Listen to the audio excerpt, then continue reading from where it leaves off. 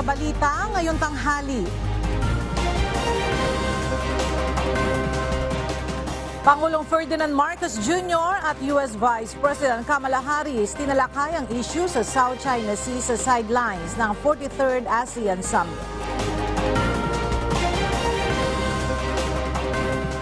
Dating Pangulong Rodrigo Duterte sinabing daydreaming o pangarap lang ang panawagang gawing 20 pesos ang per kilo ng bigas. Late enrollees tatanggapin pa rin ang DepEd hanggang sa katapusan ng Setyembre. Kaso ng road rage sa Valenzuela City, iimbestigahan ng Northern Police District. At pinakamatinding cyclone disaster naranasan sa Brazilian state. Magandang tanghali mga kasangbahay. Ngayon po ay araw ng Huwebes, September 7, 2023. At una sa mga balita ngayong tanghali. Gaya ng inaasahang tinalakay ni Pangulong Ferdinand Marcos Jr. sa ASEAN Summit ang usapin sa West Philippine Sea. Mabigat at makahulugan ang mga binitawang pahayag ni Pangulong Ferdinand Marcos Jr. sa ASEAN Summit. Dumalo rin sa pulong ng ASEAN leaders ang Chinese Premier na si Li Qiang. Ang detalye sa report ni Nel Maribuhok. Sa retreat session ng ASEAN leaders, tinalakay ni Pangulong Ferdinand Marcos Jr. ang issue sa South China Sea. Nanawagan si Pangulong Marcos sa Association of Southeast Asian Nations na wagayaan na ang kapayapaan sa rehiyon ay mapasailalim ng mga puwersang nag-aambisyon na maging dominante sa South China Sea. The challenge for us remains that we must never allow the international peaceful order to be subjected to the forces of might applied for a hegemonic ambition. The future of peace rests now on how we together face this challenge to that peace. Ito ang apela ni Pangulong Marcos matapos niyang pabulaanan na ang pinagmumulan ng hindi pagkakaunawaan sa South China Sea ay dahil sa nagbabanggaan na dalawang makapangyarihang bansa. The Philippines firmly rejects misleading narratives that frame the disputes in the South China Sea solely through the lens of strategic competition between two powerful countries. This not only denies us our independence and our agency, but it also disregards our own legitimate interests. Walang partikular na tinukoy ng mga bansa si Pangulong Marcos. Ayon pa kay PBBM sa ASEAN leaders, malayo pa sa ngayon na matamo ang kapayapaan sa South China Sea. Nangako naman ng Pangulo na patuloy na isusulong ang mapayapang pagresolba sa anumang usapin sa rehiyon. Kahapon naganap naman ang ASEAN-China Summit, dumating sa Jakarta, Indonesia, si Chinese Premier Li Qiang. Binigyan diin niya ang patuloy na magandang relasyon at ugnayan sa member states ng ASEAN. Kung mayroon man anyang hindi pagkakaunawaan ay dinadaan naman ito sa dialogo at konsultasyon. We seek common ground while setting aside differences, properly handle disagreements through dialogue and consultation, and consistently deepen practical cooperation in the traditional and non-traditional security fields. Sa intervention ni Pangulong Marcos, tinalakay niya ang halaga ng pagsunod sa international law upang matamo ang kapayapaan sa rehiyon. Binanggit ni PBBM ang patuloy na pagkilala ng bansa sa 1982 UN Convention on the Law of the Sea. Ayon pa kay Pangulong Marcos, nananatiling target ng ASEAN ang maagang pagsasapinal ng Code of Conduct sa South China Sea. Sa isang larawan, makikita naman na magkausap sina Pangulong Marcos at Premier Lee. Wala pang detalye kung ano ang napag-usapan ng dalawa. Nel Maribuhok, UNTV News and Rescue. Diyos ang aming sandigan, serbisyo publiko ang aming pinahalagahan. Ngayon na ang huling araw ng 43rd Association of Southeast Asian Nations Summit sa Jakarta, Indonesia. Ilan pang mahalagang pagpupulong ang dadaluhan ni Pangulong Ferdinand Marcos Jr. Samantala, nagkaroon rin ng one-on-one meeting si Pangulong Marcos kay United States Vice President Kamala Harris. Mula pa rin sa Jakarta, Indonesia, may report si Nel Maribuhok live. Nel, ano yung tinalakay ni PBBM kay US Vice President Harris at ano pa yung mga natitirang schedule ng Pangulo sa huling araw ng ASEAN Summit? Yes, ukol pa rin sa South China Sea issue ang tinalakay ni Pangulong Ferdinand Marcos Jr. at United States Vice President Kamala Harris sa sidelines ng 43rd ASEAN Summit. Sa inilabas na pahayag ng White House, tinalakay ng dalawang lider ang maritime security environment sa South China Sea at muling pagtingin sa mga oportunidad kung papaano mapalalakas pa ang maritime cooperation ng dalawang bansa. Winelcome rin ni Pangulong Marcos at VP Harris ang pagdaragdag sa 4 na sites na nasa ilalim ng Enhanced Defense Cooperation Agreement o EDCA. Sa naganap naman na ASEAN-US Summit, pinuri ni Pangulong Marcos ang US leadership dahil sa pagkakalabas ng isang joint statement na tinatawag na The Spirit of Camp David. Ang trilateral joint agreement na ito ay nagpapatibay sa security agenda ng United States, Japan at Republic of Korea na sumusuporta sa free at open na international order. The statement opposes any unilateral attempts to change the status quo in the waters of the Indo-Pacific and the militarization of reclaimed features in South China Sea. It as well expresses concern for the continued illegal, unreported, and unregulated fishing that affects our fisherfolk. Ilan pang natitirang pagpupulong ang dadaluhan ngayon ni Pangulong Marcos at sa kasalukuyan ay nagaganap ang 20th ASEAN-India Summit at mamaya naman ay ang 18th East Asia Summit at 13th ASEAN-UN Summit. At kaninang umaga ay naganap naman ang bilateral meeting ni Pangulong Marcos sa Vietnam at Cambodia. At batay sa inisyal na impormasyon ay tinalakay nila ang ukol dito sa usapin ng bigas at isa nga yung Vietnam sa inaangkatan natin ng bigas mula sa Pilipinas. At mamaya magbibigay pa tayo ng iba pang mga impormasyon ukol sa issue na yan. Aga. Maraming salamat, Nel Mariboho. Nagbabala ang isang grupo ng mga magsasaka sa posibleng maging epekto sa mga lokal na magsasaka kung itutuloy ng gobyerno ang planong bawasan ang taripa sa inaangkat na bigas. Samantala, iminungkahi din ng grupo na taasan ang halaga ng price cap na inilagay sa bigas. Narito ang report ni Ray Pelayo. Mga lokal na magsasaka ang tatamaan kung bababaan ang taripa sa imported na bigas. Ayon kay Raul Montemayor, ang National Manager ng Federation of Free Farmers, planong ibaba sa 10% ang taripa sa aangkating bigas mula sa 35%. Pagbababaan mo yung tarif, pinapabagsak mo yung presyo ng kanilang palay, lalo po silang mawawalan ng gana.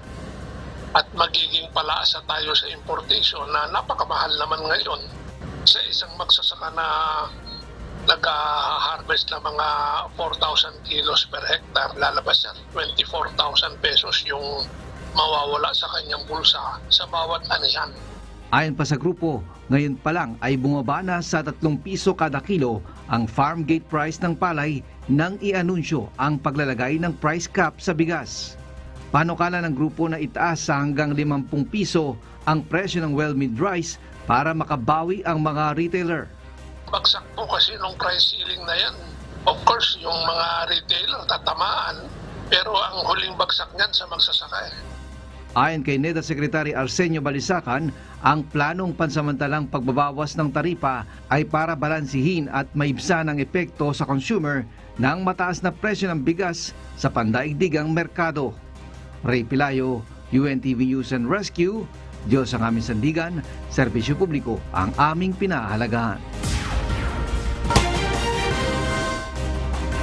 Umaasa ang pamahalaan na tatagal lamang ng 1 buwan ang implementasyon ng price ceiling sa bigas. Sa isang panayam, sinabi ni Department of Trade and Industry Assistant Secretary Agaton Overo na umaasa ang pamahalaan na magiging stable na ang presyo ng bigas sa susunod na 3 linggo. Ngayong Setyembre, inaasahan na mag-aanihan rin ng palay ang mga magsasaka na makatutulong upang muling mapataas ang produksyon ng bigas. Sa ngayon ay patuloy ang ginagawang validation ng DTI at Department of Social Welfare and Development para sa gagawing distribusyon ng financial assistance sa mga rice retailer at traders. Target ng pamahalaan na masimulan ang distribusyon ng ayuda ngayong linggo. Iniulat ngayon ng Department of Agriculture na aabot sa 95% ng mga rice retailer ang sumunod na sa ipinatutupad na price cap sa bigas. Kaugnay nito ay magpupulong naman ang grupo ng mga rice retailer. Mula sa Quezon City, may report si Ray Pelayo live. Ray, paano natiyak ng DA na sumunod yung mga retailer sa itinakdang presyo sa bigas at ano ang pag-uusapan ng grupo ng retailer? Ella, ayon sa Department of Agriculture, dineputize nila yung National Food Authority para i-assess o suriin kung tama ang kalidad o klase ng ibinibentang bigas sa merkado at kung tama ba ang presyo nito. Ayon sa DA, nasa 95% nga ng mga retailer ay sumunod sa ipinatutupad na price cap. Hindi nila matutukoy ng karaniwang consumer kung akma ang mga label ng bigas. Pero ang NFA ang may expertise para sa pagsusuri ng produkto. Ang mga hindi pa makakasunod o nakakasunod ay patuloy ang ginagawang pagbibigay ng impormasyon ng pamahalaan kaugnay sa pagtatakda ng presyo. Sa ngayon hindi pa masabi ng DA kung hanggang kailan ipatutupad ang price cap. Pero inaasahan ng kagawaran na bababa ang presyo sa panahon ng anihan. Pansamantala lamang nila ang pagtatakda ng presyo ng bigas. Iko-connecta rin ng DA ang mga retailers sa mga supplier na mas mababa ang alok na presyo. Narito ang bahagi ng panayam kay Atty. Willie Ann Angsi, ang tagapagsalita ng Department of Agriculture. Sa monitoring na ginawa natin the past few days, most naman po ay nagko-comply at mukha naman pong tama ang binibenta nila. Pero meron pa rin po tayo mga naririnig na reports galing sa mga consumers na may iba nga po na tingin nila ay hinaluan. Kung meron po tayong makikitang ganyan, i-report po natin sa 8888 at a-actionan po natin ang agaran yan. Samantala, Ella, nagsasagawa ngayon ng pulong ang Grain Retailers Confederation of GRECON at nais nilang malaman sa kabuuan kung gaano naapektuhan ang kanilang hanay ng pagpapatupad ng price cap sa bigas. Ella? Alright, maraming salamat, Ray Pelayo. Iginiit ni dating Pangulong Rodrigo Duterte na daydreaming o hanggang pangarap lamang ang panawagan na gawing 20 pesos ang per kilo ng bigas. Sa isang panayam, sinabi ng dating presidente na dapat nang tanggapin ng mga Pilipino na wala nang paraan para maibaba pa sa 20 pesos ang per kilo ng bigas dahil hindi na ito makatotohanan. Base na rin niya ito sa kasalukuyang sitwasyon sa merkado. Aniya, masyado nang mataas ang presyo ng fertilizer at iba pang mga ginagamit sa produksyon ng palay dahilan para tumaas ang presyo ng bigas. Dagdag pa nito, dapat maging handa ang gobyerno na malugi ng nasa 3 bilyong piso kung bibili ito ng bigas sa mas mataas na presyo at ibebenta ng mura sa merkado. Hinihintay na lamang ng Land Transportation Franchising and Regulatory Board na maibaba sa kanila ang pondo para sa fuel subsidy upang masimula ng pamamahagi ng tulong pampasada sa mga driver at operator ng pampublikong sasakyan. Pero ayon sa ilang mga driver, panandali ang solusyon lamang ito at mas nararapat na tutukan ng gobyerno ang pagtaas sa presyo ng produktong petrolyo. Ang detalye sa report ni JP Nunez. Posibleng simulan na sa mga susunod na araw ang pamamahagi ng fuel subsidy ng pamahalaan para sa mga driver at operator ng mga pampublikong sasakyan. Ayon sa Land Transportation Franchising and Regulatory Board o LTFRB, pirmado na ng iba't ibang mga ahensya ng pamahalaan ang Joint Memorandum Circular na naglalaman ng guidelines para sa gagawing distribusyon ng subsidiya. Sa ngayon, iniintay na po natin ang downloading ng fund para po maipamahagi na ito sa ating mga operator at drivers. Sa ilalim ng General Appropriations Act ngayong 2023, nasa halos 3 billion pesos ang pondong nakalaan para sa fuel subsidy program. Sa ilalim nito, tatanggap ng 6,500 pesos ang mga operator at driver ng mga traditional jeep, habang 10,000 pesos naman sa mga modern jeep, 1,000 pesos sa mga tricycle drivers at 1,200 pesos sa mga riders gaya ng motorcycle taxis. Para sa ilang mga tricycle driver, malaking tulong na rin ang 1,000 pesos na fuel subsidy. Mga 1 week, pag sa gasolina lang, mga isang linggo rin. Malaking bagay yun sa isang linggo. Sa ano na ngayon, magkano ang ano na ngayon, litro, 70. Malaking tulong para sa mga tricycle driver yon. Kasi lalo na sa ngayon, tumataas yung gasolina. Mataas na nga ang gasolina, mahina pa ang biyahe. Bagamat malaking tulong din ang fuel subsidy na ito para sa traditional jeepney drivers, mas malaki umanong kapakinabangan kung matututukan ng gobyerno kung papaano mapapababa ang presyo ng langis. Paliwanag ng mga ito na sa isang linggo lamang nilang mapapakinabangan ang 6,500 pesos na subsidiya.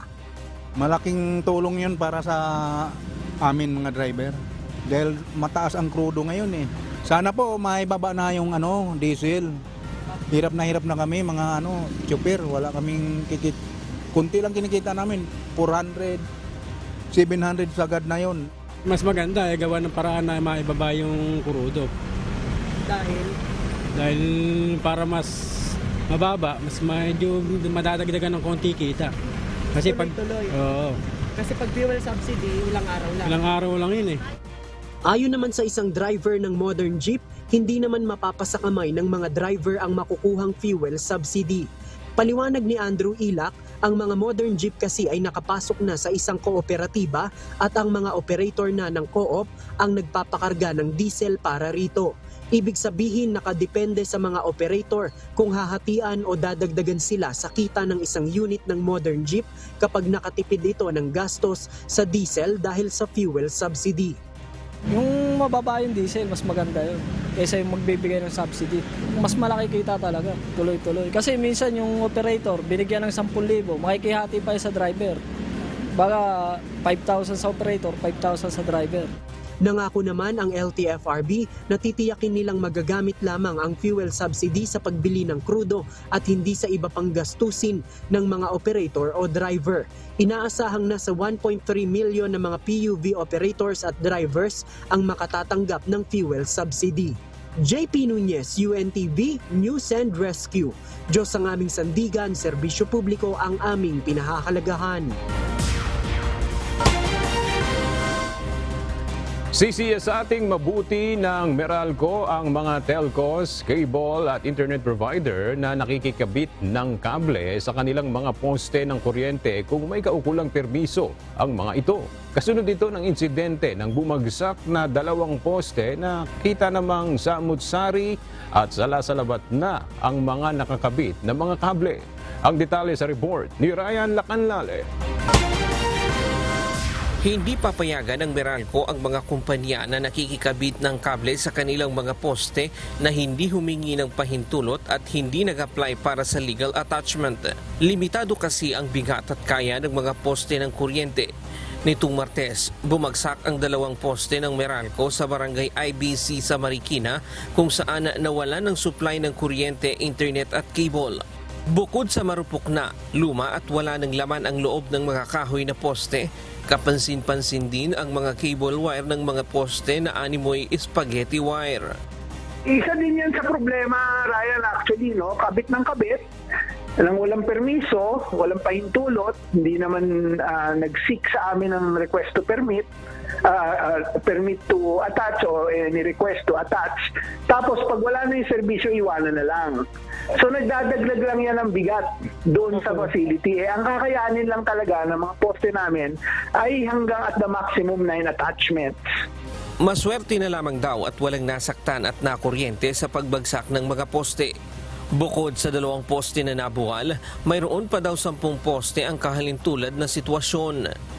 Yun nga po, at kita naman ninyo, yung mga nakatabing na yung mga poste, sana pakiusap natin sa Meralco na wag na sanang antayin pa na mangyari uli dahil pasalamat tayo sa Diyos na walang nangyari, walang nasaktan, may konting damage lang na property pero pinangako naman nila, papaayos naman nila at sagot naman nila yung gastusin. Ang pamunuan ng Meralco nakikipag-ugnayan na daw sa barangay IBC hinggil dito para hindi na maulit ang nangyari. Ayon kay Kapitan Fernando Mira ng Barangay IBC, 2 taon na nilang hiniling sa Meralco na palitan ang mga poste ng kuryente. Pero hanggang ngayon, di pa tinugunan ang kanilang request. Actually, 2 years ago, may mga request na kami dyan. Nagpupunta naman sila. Kaya lang, hindi natin alam kung bakit hanggang ngayon hindi pa nagagawa. Well, makikipag-ugnayan kami kay Chairman at alamin natin ngayon kung meron naman na itong prior history. Then I am certain, almost certain na ito naman ay nasa information na namin. At ang importante kasi dito, Ryan, ay masolusyonan yung problema, no? Yung mga nagdaan na mga aksidente, yan ay nagsisilbing leksyon sa amin kung paano masolusyonan yung problema moving forward. Pero umihingi sila ng pangunawa sa publiko sa maaaring maging abala nito sa kanilang gagawing maintenance. Let me emphasize that this is not an overnight work that we will undertake. This will take time. Ryan Lacanlale, UNTV News and Rescue. Diyos ang aming sandigan, serbisyo publiko ang aming pinahahalagahan.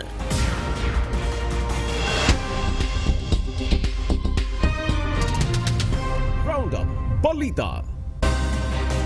Tatanggapan ng late enrollees sa mga pampublikong paaralan hanggang sa katapusan ng Setyembre. Ayon kay DepEd spokesperson Assistant Secretary Francis Bringas, nais nilang bigyan pa ng pagkakataon ang mga hindi nakapagpatala, bunsod na mga nagdaang sama ng panahon. Umaasa rin ang kagawaran na maaabot pa nila ang 28.8 million enrollment target ngayong taon. Sa ngayon, nasa 25,890,617 students ang naka-enroll sa mga public school batay sa tala ng DepEd kahapon. Maaaring magtungo sa shelters ang mga Pilipino sa Taiwan sakaling magkaroon ng mga pag-atake bunsod ng tensyon ito sa China. Ayon kay Manila Economic and Cultural Office o MECO Chairman and Resident Representative Silvestre Bello III, tiniyak sa kanya ng Taiwan authorities na may karapatan at tatanggapin ang mga ito sa mga silungan anumang oras. Sinabi ni Bello na ang naturang hakbang ay nagpapakita lamang ng malasakit ng Taiwan sa mga nakatira at nagtatrabaho sa bansa. Sa ngayon, nasa 150,000 ang mga Pilipino sa Taiwan. Sa resolusyon na inilabas ng Commission on Elections o COMELEC, pinagtibay ng ANBank ang desisyon ng First Division na idiskwalipika bilang Vice Governor ng Aurora Province si Gerardo Jerry Noveras. Kaugnay ito sa paggamit umano ni Noveras ng resources ng gobyerno para sa kanyang pangangampanya noong nakaraang 2022 national and local elections. Kabilang na rito ang pagprint ng campaign materials ni Noveras gamit ang government properties nasa loob ng provincial government premises. Kaugnay nito, hindi pinagbigyan ng ANBank ang inihaing motion for reconsideration ni Noveras. Samantala, maaari pang dumulog ang kampo ni Noveras sa Korte Suprema hinggil sa kanilang kaso.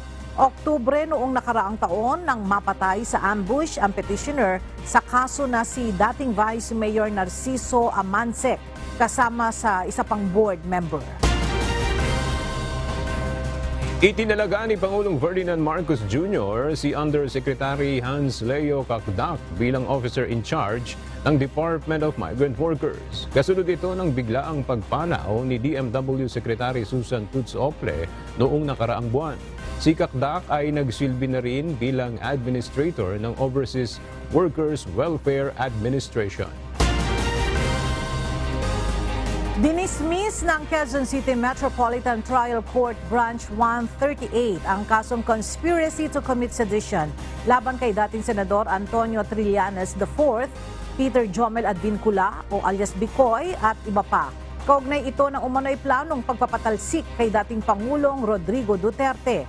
Batay sa desisyon ng Korte, bigo ang prosekusyon na magpresenta ng competent at sufficient evidence upang pagtibayin ang indictment o suportahan ang verdict of guilt laban sa mga akusado.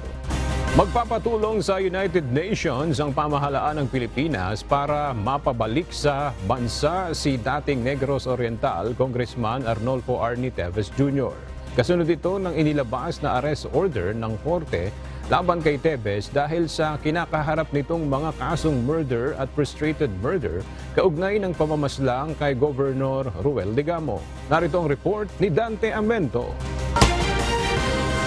Magpapadala ng sulat ang Department of Justice sa United Nations upang ipaalam na may warrant of arrest wanted na sa bansa si dating Negros Oriental 3rd District Representative na si Arnulfo Arnie Teves Jr. Ayon kay Justice Secretary Crispin Boyeng Rimulya, hihingi sila ng tulong sa UN member states na maibalik sa bansa ang dating mambabatas. After this is done, then we will have to write the United Nations to inform them of this, the designated terrorists now have murder cases and they should stand for trial in our country, and that we're asking them to ask the member states of the UN to acknowledge the duty of rendition, so to bring back Teves to the Philippines for trial. Sa ngayon, naka-freeze na rin ang mga asset o ari-arian ni Teves kasunod ng terrorist designation nito. Una nang sinabi ng DOJ na hihilingin nila sa korte na makansila ang passport ni Teves kapag mayroon ng kaso sa korte. Dagdag pa ni Secretary Rimulya, naniniwala silang nasa Timor-Leste ang dating mambabatas. Pumupunta din anya ito ng bansang Cambodia at Thailand. Ang tingin namin nasa Timor-Leste. Palabas-labas lang dyan, Timor-Leste, Cambodia, Thailand, paikot-ikot lang. Kasi wala naman kasi mga boundaries itong mainland, itong ASEAN mainland. Wala naman itong actual other boundaries. Samantala, hindi pa umano natatanggap ng kampo ni Teves ang kopya ng arrest order. Dante Amento, UNTV, News and Rescue. Diyos ang aming sandigan, serbisyo publiko ang aming pinahahalagahan. Ipinaaresto na ng korte sa Maynila si dating Negros Oriental 3rd District Representative Arnulfo Teves Jr. kaugnay ng pamamaslang kay Governor Ruel de Gamo. Bunsod nito, nakikipag-ugnayan na ang Philippine National Police sa International Police para hanapin at hulihin ang dating mambabatas. Ang detalye sa ulat ni Leia Ilagan. Alam naman po natin lahat, ma'am, na nasa labas po ng bansa si Congressman Teves. So that is one of the challenges we are facing, especially kung yung kanyang kinakokoonan ngayon ay wala po tayong extradition na treaty. But nonetheless, hindi naman po ito nangangahulugan na wala na po tayong po pwedeng magawa. Kumikilos na ang Philippine National Police para maaresto sina dating Negros Oriental Representative Arnulfo Teves Jr. Ayon kay PNP Public Information Office Acting Chief Police Colonel Jean Fajardo, nakikipag-ugnayan na ang PNP sa Interpol para malaman ang kinaroroonan ng dating mambabatas. As of now po, ang inyong pambansang pulisya po ay closely coordinating po sa International Police o yung Interpol, and we are also coordinating, ma'am, doon sa ating mga ibang ahensya po ng gobyerno katulad po ng Department of Justice, pati na rin po yung Department of Foreign Affairs. Aminado si Colonel Fajardo na malaking hamon para sa kanila kung walang extradition treaty sa bansang kinaroroonan ni Teves. Kaya naman, inaalam na rin nila sa Department of Justice kung paano makatutulong sa kanilang paghahanap ang deklarasyon na terorista ang dating mambabatas. Nag-aantay po tayo ngayon ng advice kung sa ating Department of Justice kung ito nga bang designation niya as terrorist would somehow help us in pursuing our case against Congressman Teves, including yung service of warrants of arrest against him and other co-accused in this case. Samantala, kinumpirma din ni Colonel Fajardo na mayroon ng tracker team na naghahanap sa mga co-accused ni Teves. Kausap ko nga po kanina yung Regional Director po ng Police Regional Office 7 as well as the Director of CIDG. They are pursuing and exerting best efforts to locate the whereabouts po ng other co-accused. Inilabas ng Manila RTC Branch 51 ang warrant of arrest laban kina Teves at iba pa dahil sa kasong murder, frustrated murder at attempted murder. Si Teves ang pangunahing suspect sa pagpaslang kay Negros Oriental Governor Ruel de Gamo. Leia Ilagan, UNTV, News and Rescue. Diyos ang aming sandigan, serbisyo publiko ang aming pinahahalagahan. Magsasagawa ng investigasyon ang Northern Police District sa nangyaring road rage sa Valenzuela City noong August 19. Ang naturang insidente ay nakapost sa Facebook page ni Attorney Raymond Fortun kung saan makikitang binunutan at kinasahan ng baril ng motoristang nakasakay sa Fortuner ang isang taxi driver. At para sa detalye, nagbabalik si Lea Ilagan live. Lea, natukoy na ba ng mga pulis kung sino ang motoristang ito na bumaba sa Fortuner at nagkasa ng baril? Magandang tanghali sa iyo, Aga. Yan nga ang inaalam para mga tauhan ng Northern Police District ngayon. Kasi pinag-utos na nitong si Northern Police District Director, Police Colonel Resalito Gapas, ang investigasyon ukol sa insidente na nangyari dyan sa Barangay Bignay, Valenzuela City.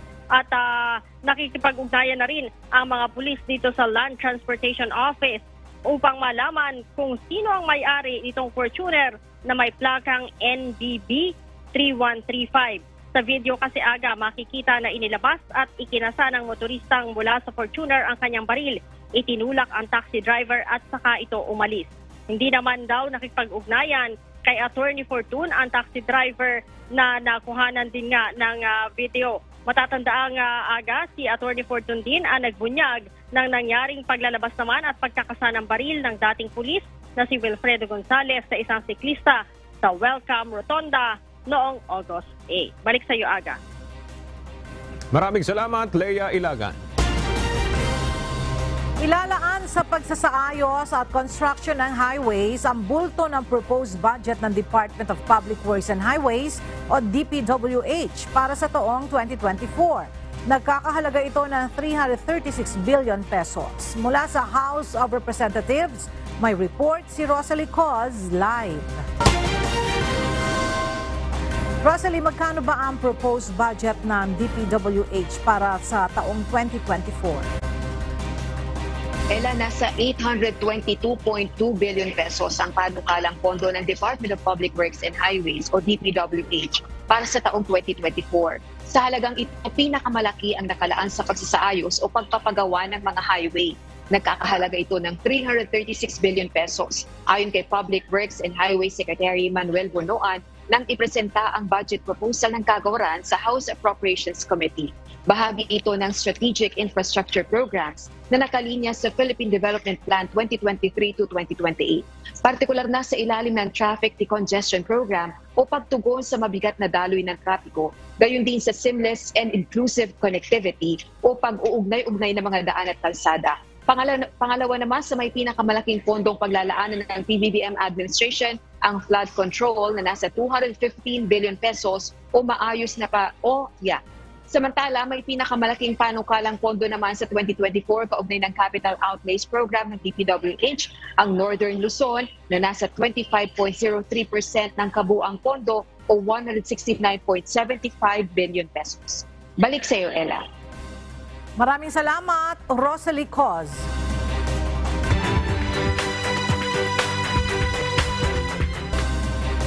Mangangailangan pa ng 1,000 karagdagang pulis ang lalawigan ng Masbate para sa nalalapit na barangay at sangguniang kabataan election o BSKE sa probinsya.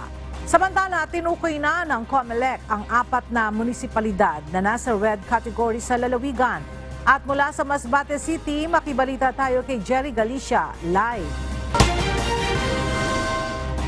Jerry, ano-ano yung 4 na bayan dyan sa Masbate na nasa red category? Yes, Ella, ang mga munisipalidad na ayang bayan ng Aroroy, Balud, Placer at Palanas na tinukoy na lugar ng Commission on Election o COMELEC Masbate na nasa red category. Ngayong nalalapit na ang Barangay at Sangguniang Kabataan Elections o BSKE sa buwan ng Oktubre. Inailalim sa red category ang mga naturang bayan dahil sa mga nakitang kwalifikasyon o indikasyon na nakapaloob sa mga detalyeng nakikita ng COMELEC.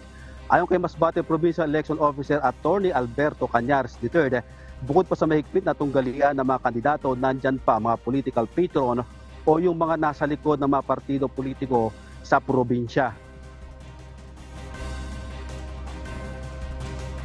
Well, andyan yung history of political violence and also tinututukan natin yung intense political rivalry. Ito yung mga sabihin natin na talagang medyo mainit yung labas dahil hindi lang po ang involved dito ay hindi lang yung mga kandidato sa barangay, kundi alam niyo naman po, meron yung silang mga political patrons. Yung mga nasa likod, malalaking tao. Ella, bukod sa may presensya ng armadong grupo gaya ng New People's Army, meron din intense political rivalry o mahigpit na tunggaliang politikal. Ngayong araw ay magsasagawa ng pagpupulong ang Masbate Police Provincial Office upang alamin yung kakulangan ng PNP personnel sa nalapit na halalan sa isla ng Masbate. Para kasi mabantayan ang 550 barangay sa buong isla ng Masbate, kakailanganin ng mahigit 1,000 pulis para sa BSKE sa Oktubre. Paplantsahin pa ng Masbate PPO ang gagawing deployment ng kanilang mga tauhan para magkaroon ng tag-2 pulis kada presinto sa mga barangay.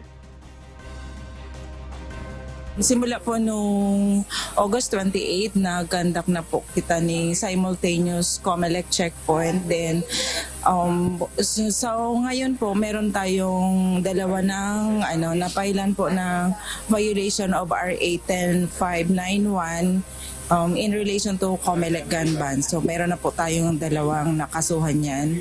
And ngayon po, kami nung may big event kami pong gagawin sa September 23, yung conduct din ng simultaneous pedal para sa ligtas at mapayapang BSKE 2023 and yung Unity Walk, Interfaith Rally and Peace Covenant Signing.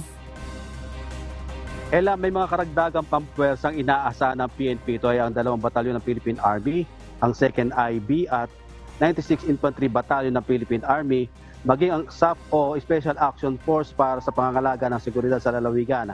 May 2 kaso naman ang naisampa ng PNP sa paglabag sa RA o Republic Act 10591 o Illegal Possession of Firearms simula na maglatag ng checkpoint ang PNP. Mag-oorgisa naman ng Masbate PNP ng iba't ibang sabayang aktibidad gaya ng Peace Covenant Unity Walk sa darating na September 23 na bahagi ng paghahanda sa BSKE. Paraan dito para magkaroon ng mapayapa at maayos na halalan sa 3 islang Masbate.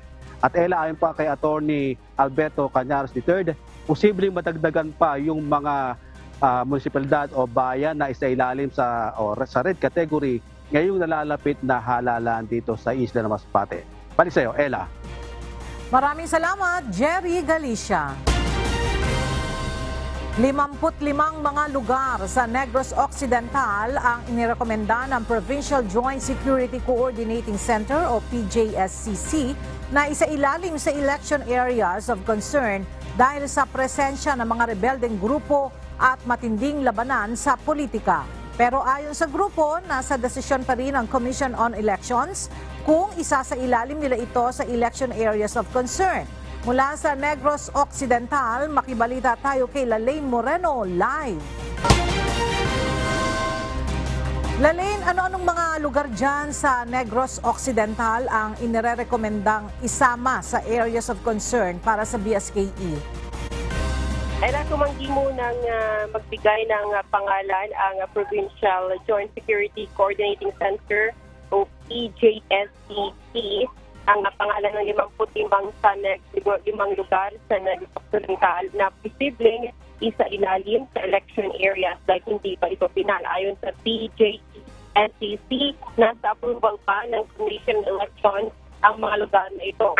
Sila rin ang gagawa ng announcement kung ano-anong lugar ang nasa election areas of concern para sa barangay at sangguniang kabataan elections. Noong nakaraang halalan, mayroong 101 lugar sa Negros Occidental ang isinailalim sa areas of concern.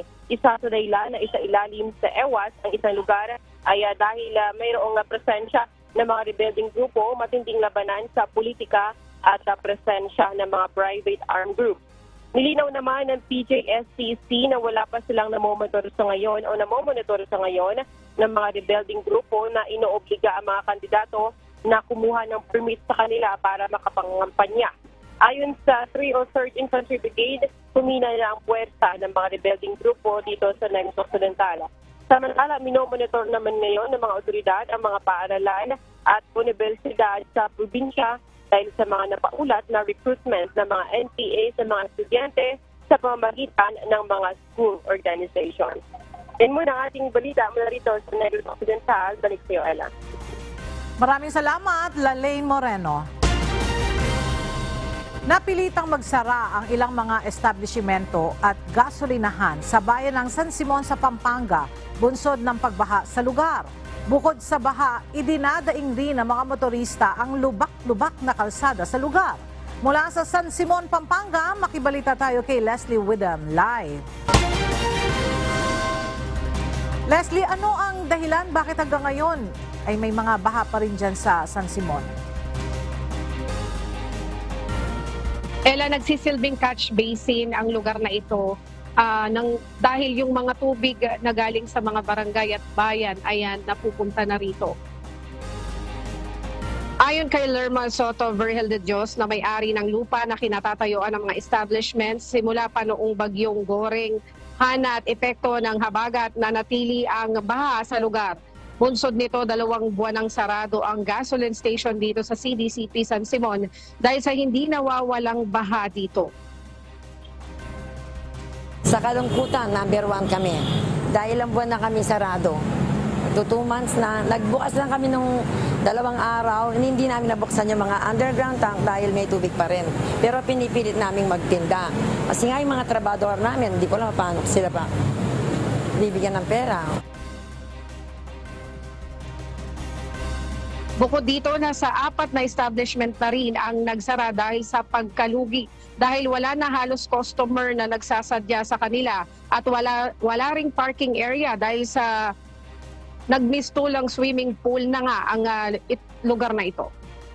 Bilang solusyon, naglagay ng sandbags para may madaanan ang mga customer na magpupunta pa dito at tinataasan na ang mga establishment.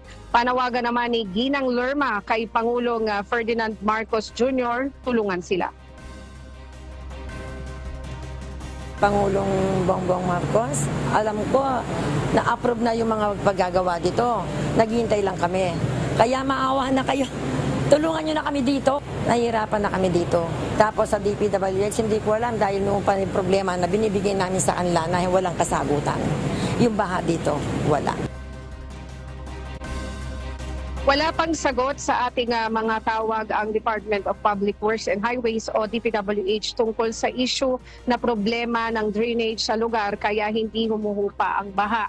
Ella, sa kasalukuyan sa aking likuran, makikita natin yung taas ng tubig baha dito. Ang ginagawa ng mga tao dito para makatawid ay nilalakad.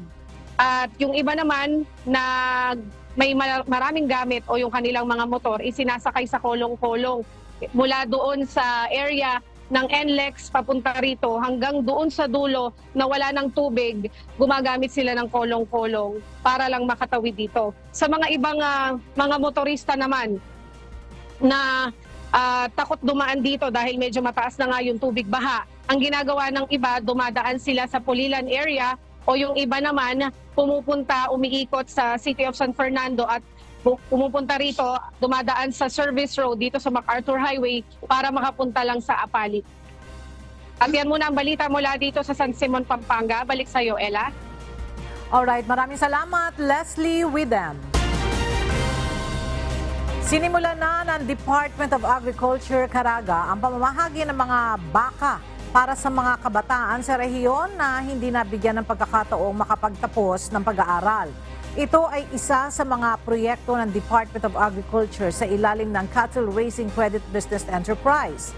36 na baka ang ipinamigay sa 12 beneficiary mula sa bayan ng Alegria. Layon ng programa na bigyang oportunidad ang mga kabataan sa rehiyon sa pag-aalaga ng mga hayop at agribusiness.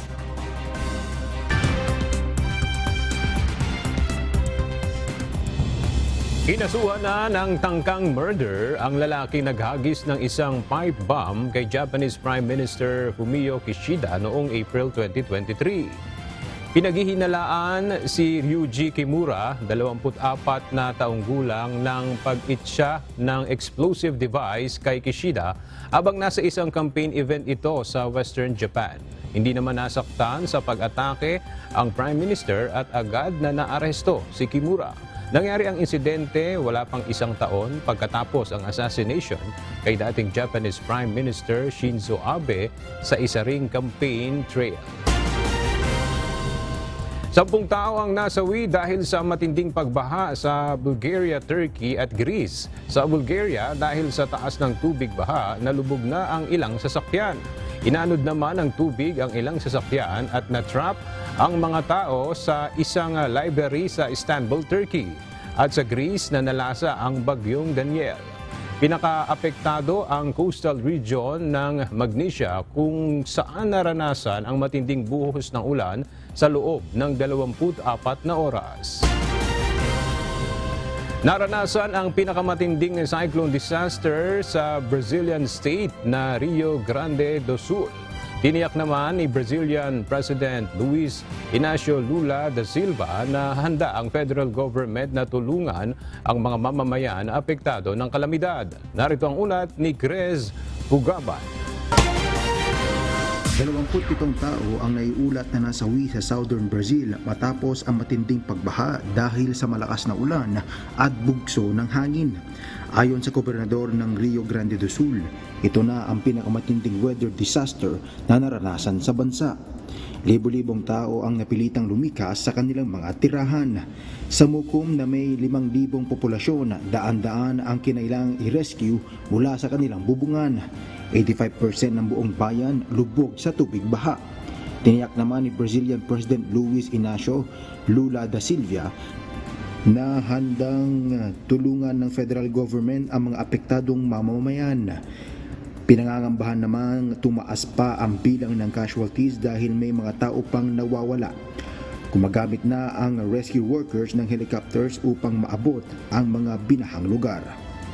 Crez Fugaban, UNTV News and Rescue. Diyos ang aming sandigan, serbisyo publiko ang aming pinahahalagahan.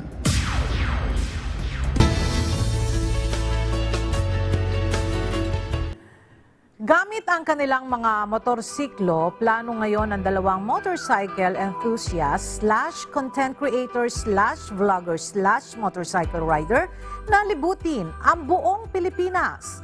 Gusto kasi nilang maipakita sa publiko ang tunay na ganda ng ating bansa gamit ang kanilang motorsiklo. Sino sila? Alamin natin sa ulat ni Alan Manansala.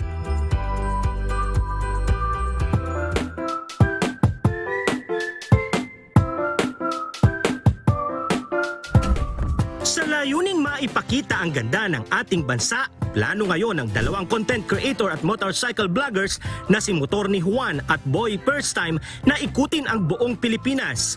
Kwento ni Juan Cadiz III o mas kilala sa kanyang social media page na Motor ni Juan at Maclean Amogis bilang Boy First Time, nagsimula ang lahat sa isang biruang post na tila naghahamon si Boy First Time kay Motor ni Juan na ikutin ang Luzon, Visayas at Mindanao. So this is really just a collaboration ng dalawang content creators who would take on the challenge of, yun nga po, igibutin natin yung Pilipinas gamit yung mga motor po natin. Gamit ang 125cc scooters mula sa isang brand na kilalang Motor Corporation, lilibuti ng dalawa ang 13 lugar sa Luzon, 11 sa Visayas at 10 sa Mindanao sa loob ng 3 linggo o 21 days. Maraming nagta-travel sa Pilipinas pero karamihan is nahihirapan mag-travel kasi walang means of transportation, pero hindi nila alam na gamit lang ang motor, pwede ka naman talaga mag-travel. So yun yung isa sa mga goal namin, na mabuksan ba yung isipan ng mga gusto mag-travel na makakapag-travel kayo using a motorcycle. Yun po, small displacement, 125cc or Bergman po yung aming gagamitin is, ito kasi kumbaga itong motor na to, masasabi nating afford ng mas nakararaming Pilipino, hindi ito yung mga big bike na mahalin. So we also want to open their minds, yung mga normal na rider natin, na kahit na simple lang yung motor mo, pwede mo na magibutin yung Pilipinas at ma-enjoy pa rin bukod dun sa daily, yung daily function ng motor para sa'yo. Pero dahil mga content creator nga sila, equipped din sila ng mga camera for vlogging.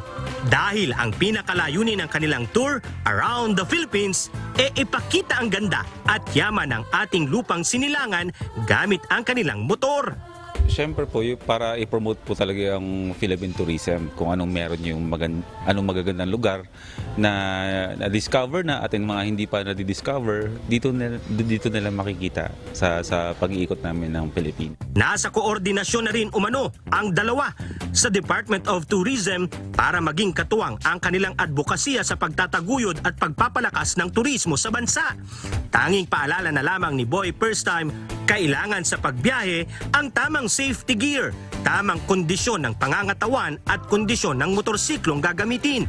September 14, 2023 sa ganap na alas 5 ng umaga, nakatakdang mag-take off ang dalawa sa Bulacan. Ito ang unang pagkakataong iikutin ni motor ni Juan ang buong Pilipinas, habang pangatlong ikot naman itong gagawin ni Boy First Time. Alan Manansala, UNTV News and Rescue. Diyos ang aming sandigan, serbisyo publiko ang aming pinahahalagahan.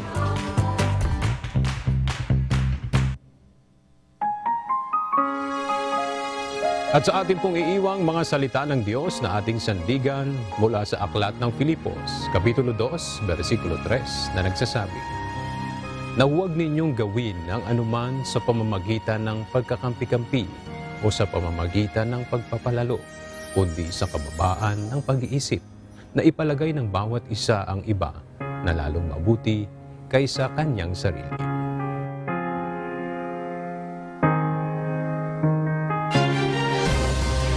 At yan ang mga balitang aming tinutukan at inaksyonan dahil sa aming pagbabalita, una ang pagkalinga sa kapwa.